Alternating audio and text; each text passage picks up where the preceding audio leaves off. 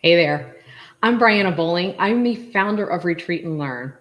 I am a lifelong learner on lots of subjects, which is why I do these interviews. And they have ranged all over the place, everything from the electoral college to improving your sex life. And so that's proof positive. I really do like to learn. I also host learning retreats for companies and individuals at Ravenscrest, which is a working farm on a cliff overlooking the Potomac River, less than 40 miles south of DC. So if you're interested in what we're doing there, I encourage you to go to my website at retreatandlearn.com. And of course, follow us on Facebook and YouTube. There's a little button down there. Don't forget, hit it now while you're thinking about it. And then you'll get all the other interviews and things that we're doing. While we're live today, if you have any questions, you can post it in the comments, whether you're on YouTube or on Facebook, and we will address it while we're live. So that's super easy to do. And by the way, we love questions, so put them on out there. So today I'm speaking with Kevin Waring from Persistence Creek Farm about sustainable agriculture, something near and dear to my heart.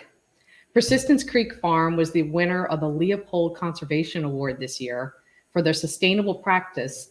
I'm sorry, I can't talk. Sustainable practices, which include minimizing fertilizers, and they also provide shelter for wildlife. So let's get right into it. I'm going to bring in Kevin. And so welcome, Kevin. Hi, how is everyone? Hey, I'm glad you're here. Thanks very much for doing this tonight. I know that it's one of those like hot topic words, sustainable agriculture. And so we're going to get into what exactly that is. But before we do that, I thought it might be important to just kind of introduce your family, the reason that you actually do this, right? This is your family, right? Yeah, that's right. Well, again, thank you so much for having me on tonight. And as this picture shows, while I'm here tonight, sort of being the spokesman for the family, this is absolutely a family affair here at Persistence Creek Farm. Just to orient you to our family, you can see myself on the right, my wife, Lauren, who's next to me, and then my two daughters, Paige and Lee, in the front row, so to speak. I have my father, Francis, my mother, Joyce, and then my sister, Tracy, and her son, Colby, on the left. So we definitely have shared vision when it comes to the conservation. We're going to talk about that a bit more. So yeah, no, I'm excited to be here. All right, well, cool. Thanks very much. I just think it's really important to know why we do this. Most of the people who farm do this really because we're trying to create a better life for our family and better life for future generations too. So I think that's probably a really good thing to start with. But really, when it comes down to it, a lot of people don't really even know what sustainable agriculture is. And so that's actually where I want to start with, is that really simple question of what exactly is sustainable agriculture? Yeah, so sustainable agriculture, to me at least, has a lot of different elements. We can get into the specifics of how we, protect natural resources. But for me, if we're using this kind of picture as a graphic to maybe walk us through it, why do we have agriculture, or why do we have a seafood industry? And the very top left picture here shows us that farmers and watermen, who make up less than 1% of the population in the United States, have to feed the world, right? So first and foremost, we need agriculture to be here over the long run to be able to feed us, right? But we know that as we're farming or interacting in the Chesapeake Bay and fishing, there's impacts to the environment, that potential impacts to the environment that we have to be worried about. So you can see, for example, fish that might be dying because of low oxygen levels in certain portions of the river. We know we want to farm in a way that is beneficial to wildlife. You can see the picture there of turkeys.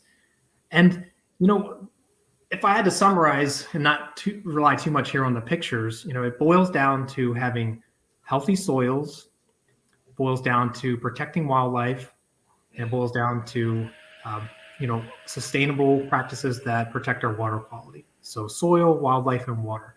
And the fourth is a sustainable business. And I'll just use the top right picture here as an example.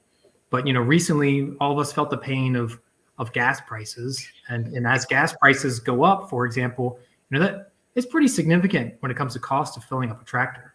or to filling up, the boat that you see here in this picture, right? You could talk about hundreds and hundreds of dollars just to operate on a given day. And I know many small businesses, not just agricultural businesses, feel that challenge. And so I bring that up only because when I think about sustainable agriculture, it's what we're trying to do, feed the world. It's what we're trying to protect. And it's also about sustaining businesses, right? We need farmers to be here. We need watermen to be here to carry the torch, so to speak, as we move forward. And then lastly, we're not just doing this so we can eat good, right? Or at least when I think about it, when it comes to Charles County, right, there's a way of life that we're trying to protect here as well. I mean, you let off about a family and the next generation, right? I like eating crabs and having beer on Sundays, or I like the fact that, we have open space and productive soils. There's just a way of life here that we're trying to protect as well. Yeah, I mean, those are all really, really good points. You did hit on one thing that I actually was planning on getting into a little bit later in the interview, but since you somewhat hit on it, is that, the rising cost, right? And so sustainable agriculture, I know that a lot of people, especially if you are in the ag industry, you think, sustainable agriculture, that's going to cost a fortune. This is not good business practices. And part of sustaining agriculture is sustaining the farmer, right? Making sure that that farmer is there for future generations too, that he's still in business a year from now. So have you found that sustainable agriculture has made it impossible to earn a profit? Yeah, no. So I would break it down into like different types of practices, right? So there are certain practices that we can get into in a minute that, cost a farmer money, right? It affects the bottom line negatively, meaning there's, in some cases, for example, you take land out of production and there's an opportunity cost there when you do that. There are other sustainable practices that do the opposite, right? When you focus on having healthy soils, meaning, if you employ cover crops, if you do nutrient management practices, keeping your soil healthy can actually improve productivity, which improves yields, which helps you feel the world. It also helps you have a good bottom line. And there's other practices too that I like to call win-win, certain situations where you're doing something, say, for example, wildlife, but it also has a net benefit to your bottom line as well. Yeah. All right. Great. I mean, I think I have found that personally true, that, if you take care of the earth will take care of you as well. So I think that's a really good point. All right. So let's get into some of the ways that you've done it. I mean, you've done a whole lot of different practices on your farm. I mean, you wouldn't have won this award. You wouldn't have been recognized for all the good work you're doing unless you're doing the good work. So I'm going to bring up on one of your slides that, let's talk about how you did some native flowers and grasses. Let's start with that one. Sure. So what you see in this picture is a native flower and grass planting that we did on our farm. In total, we planted about 5 acres so far, and we are looking to plant another 5 acres over the next few years.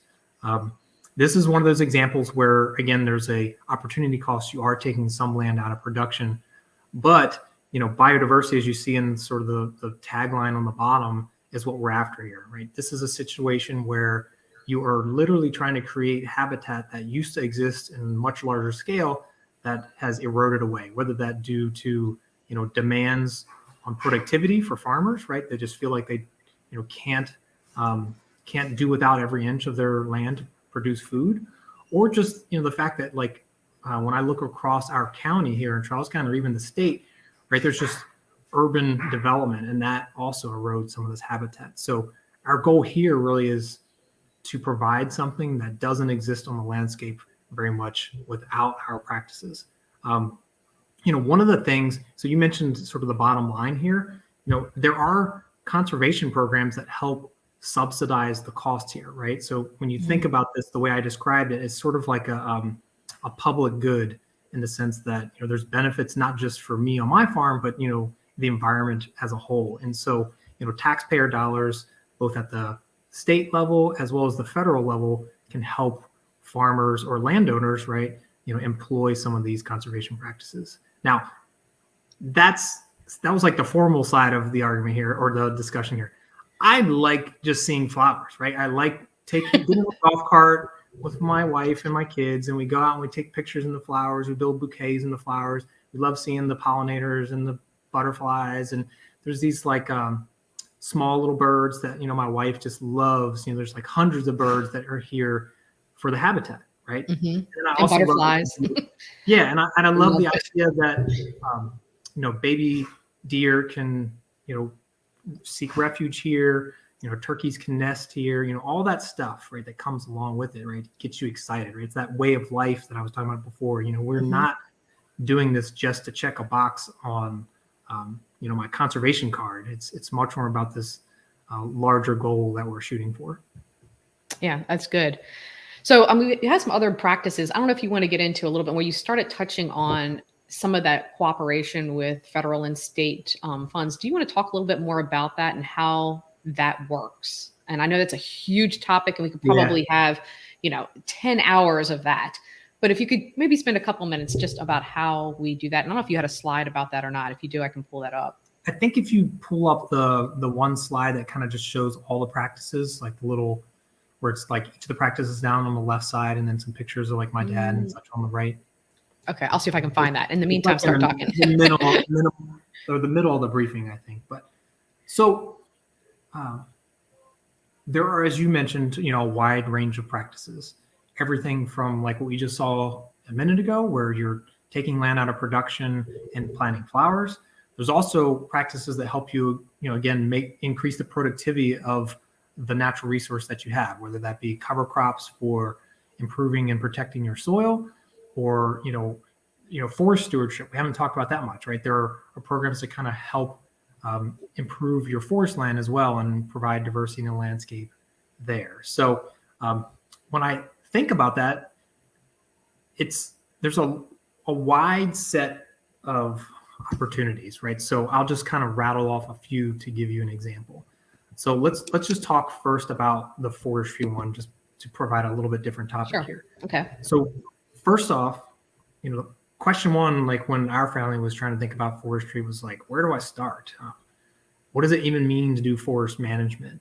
And so we, sought advice from the local Department of Natural Resource. There's a professional foresters. And then the foresters kind of ask the question back to you, and they say, well, hey, what are your goals? Are you trying to optimize timber production? Are you trying to, improve wildlife? Are you trying to, manage for certain species? And, these questions then kind of shape the practices that you kind of sign up for, or, you set your goals around. And then once you sort of have these goals, then the question is, well, okay, well, are there programs that help you pay for them or help you implement them, right? Because, it's because I mentioned, for example, before, there is an opportunity cost sometimes with these practices. That cost share can really be an enabler to get the landowner to implement the practices. So that's like one thread of, hey, I want to talk to an expert, right? And I just happen to know someone that I could get started with and talk to them. So wait a minute, Kevin, I'm going to go back one step here, though. So you talked about cost share, and that's something that maybe you and I are familiar with, but I don't know that everyone is. Like, what does that mean, cost share, and how does that work? So, and let's talk about the forestry program. Like, when you went to them and you said, hey, this is the practices that we'd like, these are our goals, and they came back and said, hey, here's some ideas. Then how do you get cost share? Who does that money come from? How much of it is shared? I mean, really kind of talk about some of the details, maybe not the dollar figures, but how does that happen? Yes. So it depends on the practice and the organization, right? But so for forestry, there are, Maryland state forestry programs that allow you to, they'll pay you a price per acre to do forest management, because they want to have, it's a Maryland goal to have healthy forests.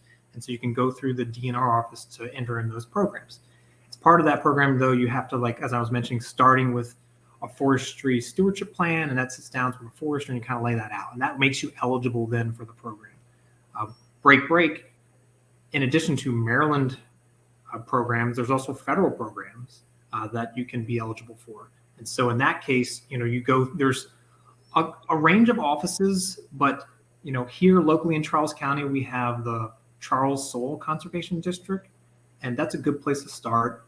They're co-located with federal agencies like the NRCS, which is the National Conservation Resource Service, and these federal programs you also can be eligible for. So One of the nice things that soil conservation does with you is they will sit down and look at your farm plan in its entirety, right? So not just the forestry goals, but your broader goals, right? I want to have cover crops, or maybe I want to plant some edge habitat, or I want to do some, forestry management.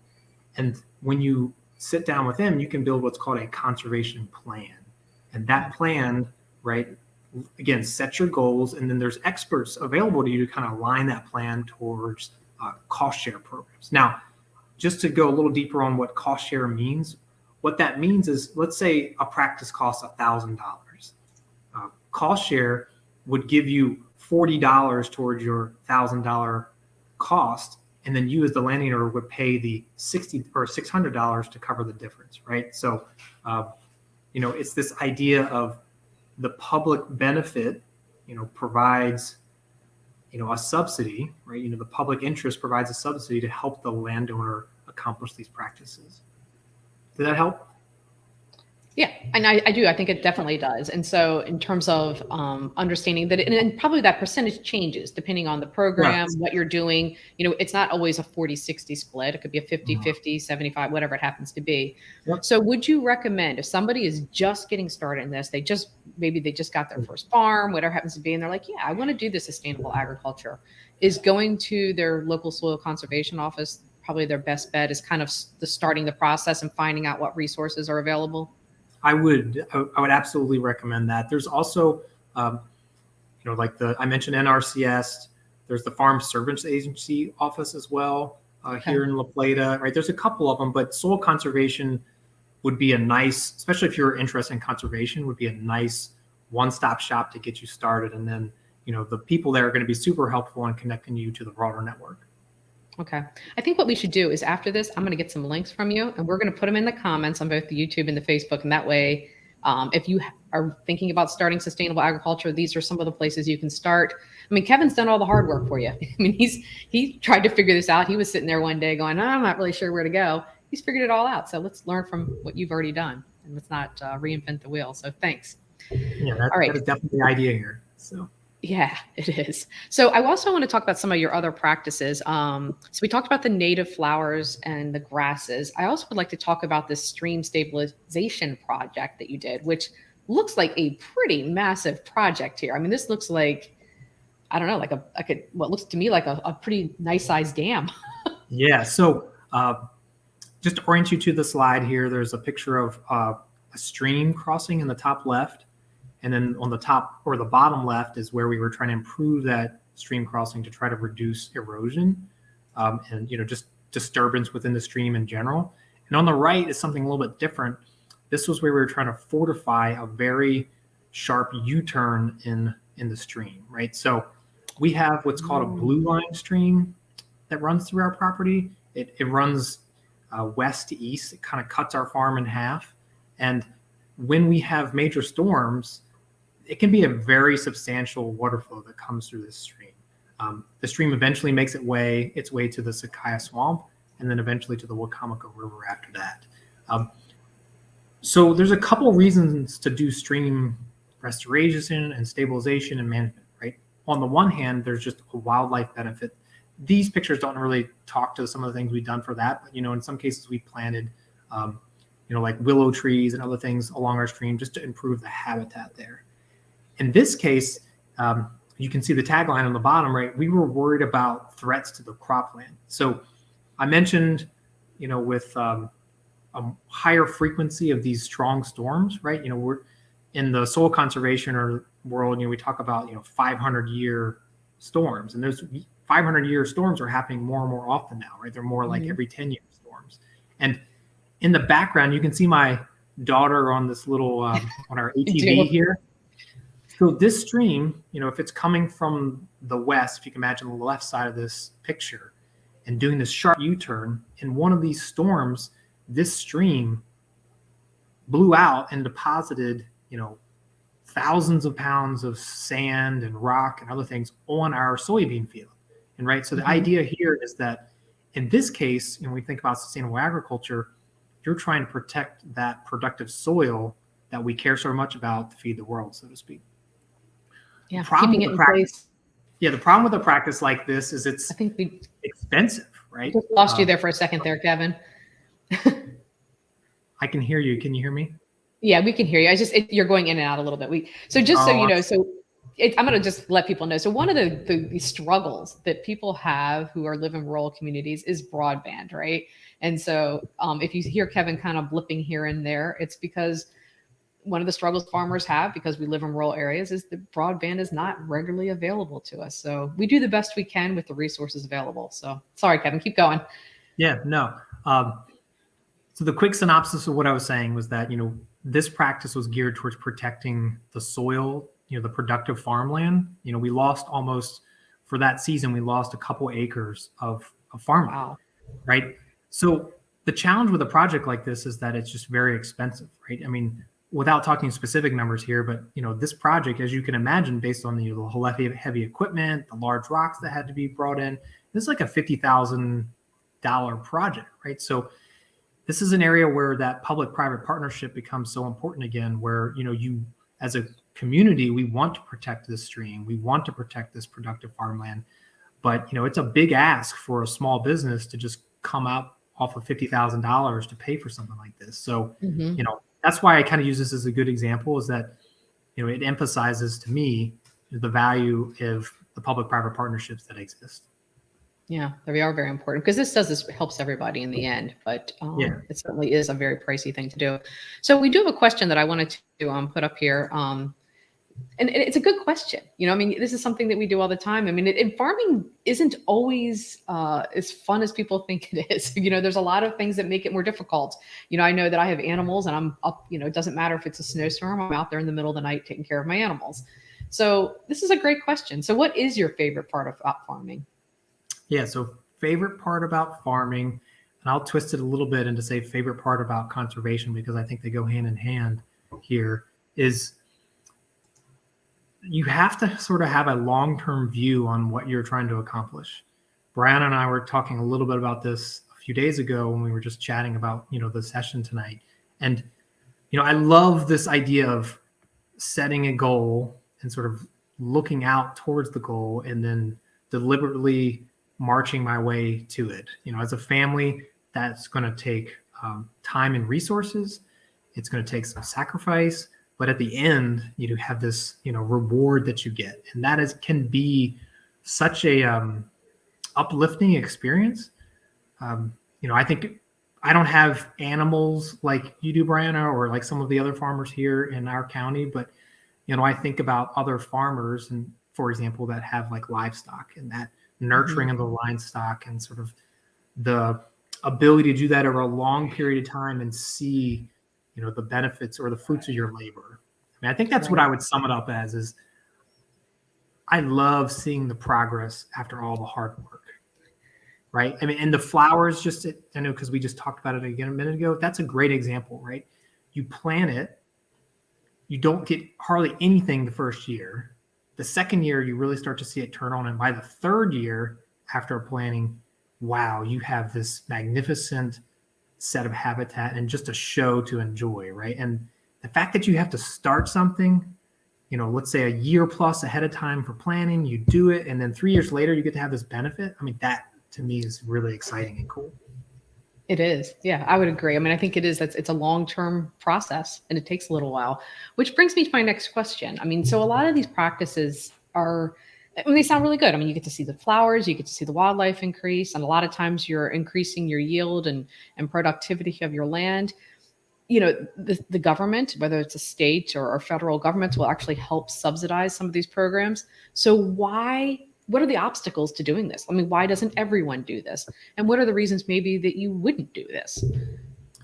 Yeah. So, I just was just sort of describing both the huge benefit through the fact that, this hard work over long periods of time is, what I would love most. I think it can also be a barrier too, right? So this fact that, it takes time to accomplish something can be absolutely a barrier, right? And especially when you're trying to accomplish multiple things, that also can make it a challenge, right? So, how do I keep focused on, the things that are most important when I know that there's all these distractions with just running the business itself, right? Like I have to get out and do certain things, but at the same time, I'm trying to keep these long-term goals in mind. We've talked about financial costs, I think is something obviously that is part of it, and why I think those cost share programs are so critical to try to spur and enable conservation and sustainable agricultural practices. But maybe I'll just stop a little bit here and talk about something maybe we haven't talked about as much. We led off today with the picture of our family, right? And it very much is a shared vision of where we're trying to go, but that doesn't happen all at once, right? So what I might want initially might not be what my father or my sister wants initially, right?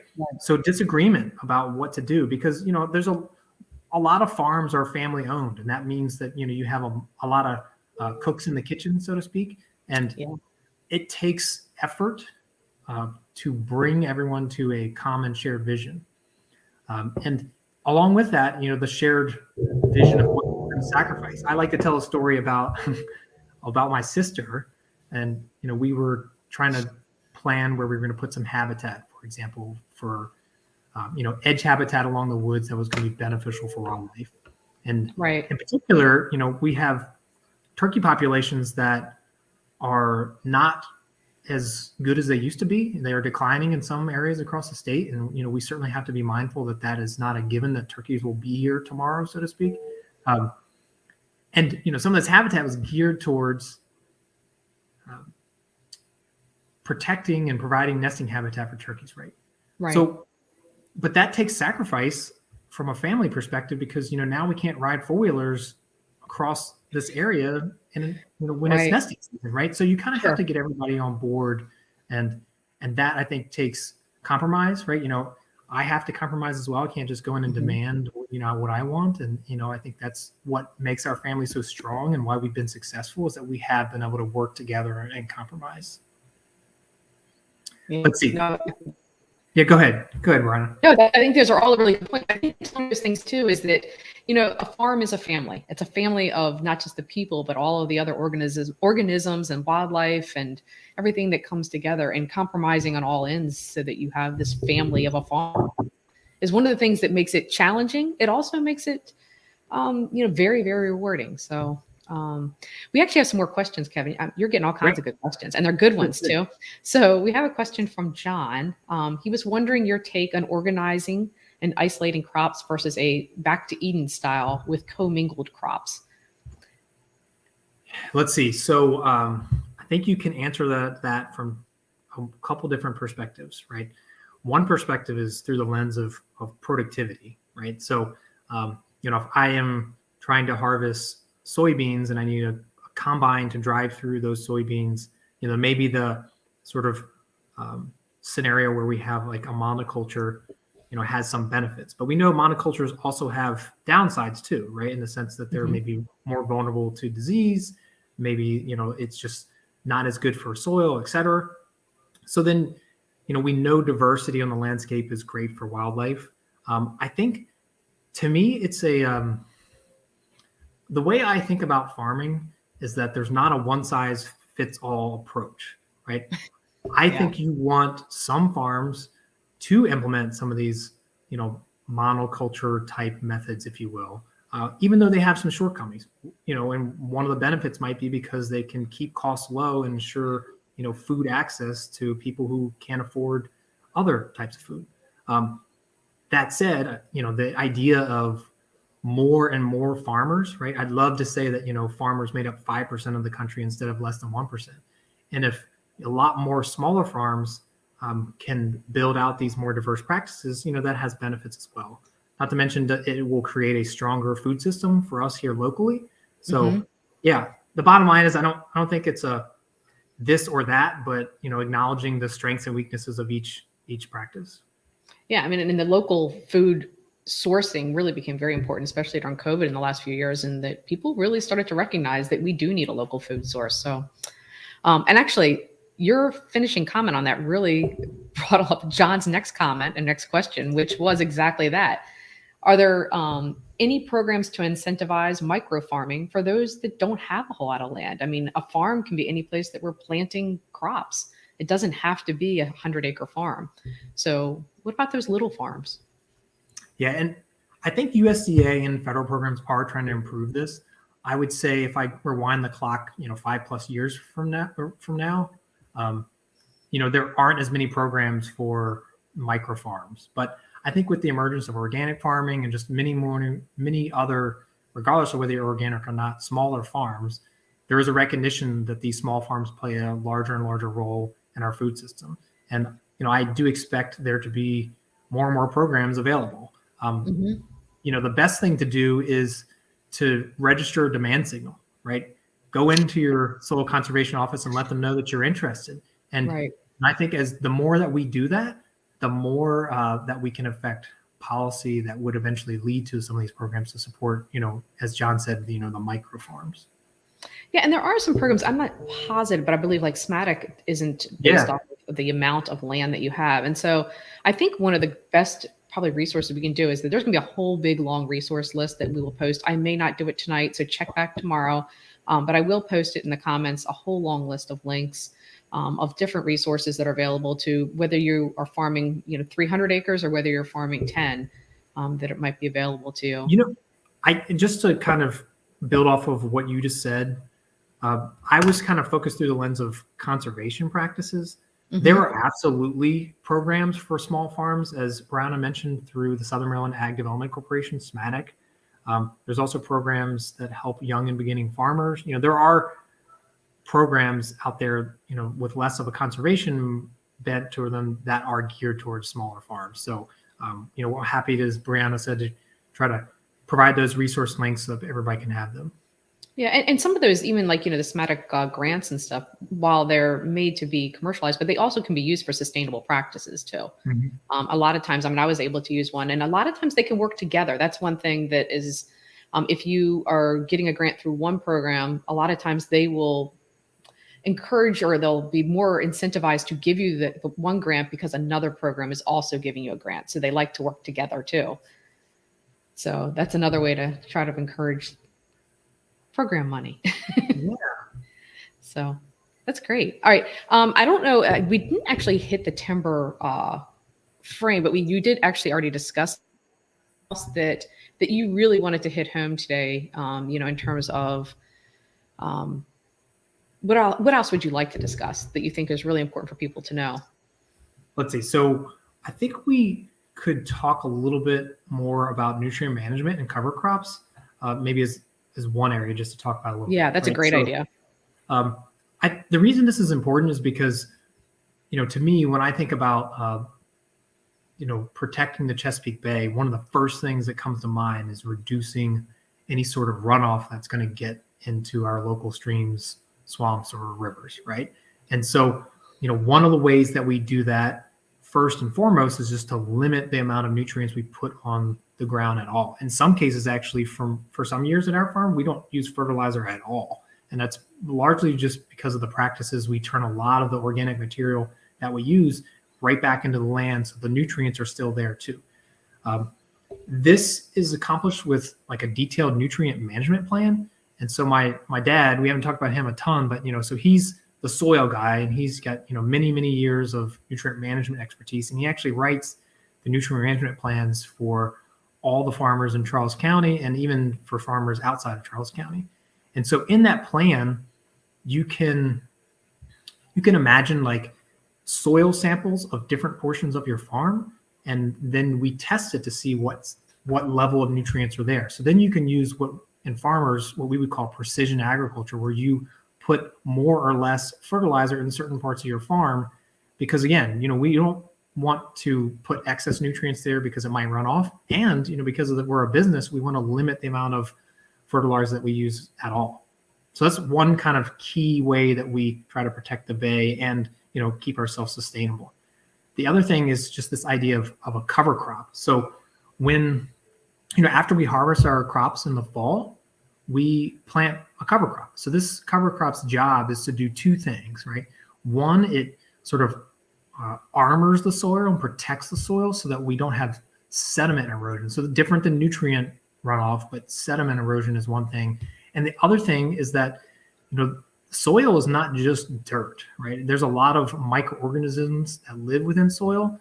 And so we want to keep that community of microorganisms healthy and alive, right? We have this goal where we try to, limit soil disturbance through, practices where we don't till up the land, and we try to keep that soil alive all year long. So that's one kind of key area that maybe we haven't talked about that ends up being not only important for our bottom line, but important for protecting the bay.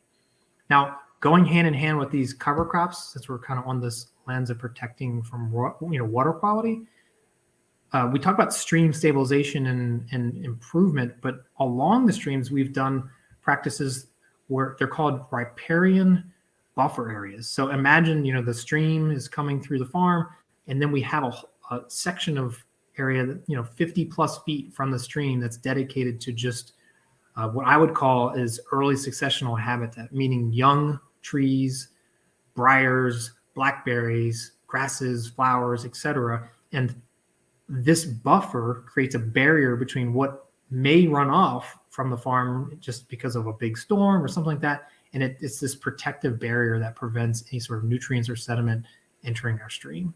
And, we're quite proud of that. And, I would also just point out that there's a significant amount of Maryland farmers across the state that employ cover crops. And, I think we should be proud as a Maryland community that our farmers are so progressive and so far leaning forward and trying to protect the bay. Yeah, it's good. I think that was a great actually way to finish up. I know we usually try to finish these in 30 minutes, but there was so much to cover. I mean, and we probably could go on for hours more. And we had some great comments. I really appreciate the questions. We're going to put all of the links definitely in there tomorrow. I really want to very much thank you, Kevin, for spending the time educating us, helping me understand too. There's a lot of things that I really am in the process of learning. So this is a great knowledge base for me as well as everybody else watching. So I appreciate your time. Before we close off, I'm just going to actually put up one little last slide because it's an important one. You did your father, and I just want to make sure that we recognize him as part of this partnership because it is. You guys are a very strong partnership of 2 generations, and now you're starting a 3rd generation on there too. So it's a big deal that you're doing. Yeah, and if I could just, and I know we're trying to wrap up here, but this idea of passing it on to the next generation is so important to us. Our name is Persistence Creek Farm, and that name is sort of born out of this idea that, just owning our farm has been a blessing for our family. And the idea of passing that farm on to the next generation and leaving it in good hands, sort of leaving it all a little better off than we found it, is absolutely, the goal that we have in mind, right?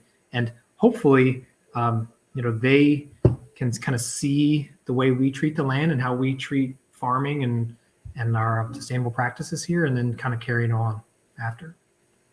When we bought our farm, the woman we bought it from, she said something pretty important to me, is that, that we never really own our land, that we're just caretakers until the next generation. And I took that to heart. I believe that probably every farmer takes that to heart. That's something very important to them. So sustainable agriculture is not just about, what you're supposed to do. It's what feels right, and it's good, and it's the right thing to do. So thank you very much. Really, really appreciate it. Again, if you've been watching this, you've enjoyed it, hit the little subscribe button, take a look at things. We have a whole lot of other interviews that we do. I do some in-person interviews. We do some in-person workshops. And we'd love to see you around. So take a look at that and check out retreatandlearn.com. So thanks very much, Kevin. Appreciate it. Take care, everybody. Thanks.